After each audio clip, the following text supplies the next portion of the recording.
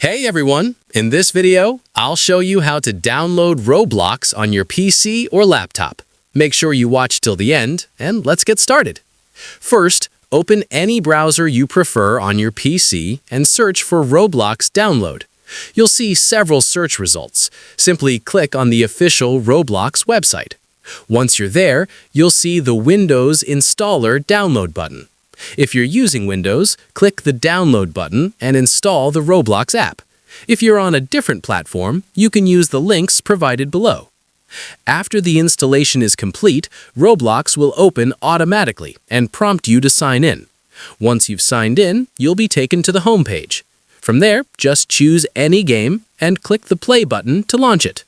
That's how you can download and play Roblox on your PC or laptop. If you found this video helpful, don't forget to subscribe and give it a thumbs up. Thanks for watching, and I'll see you in the next one.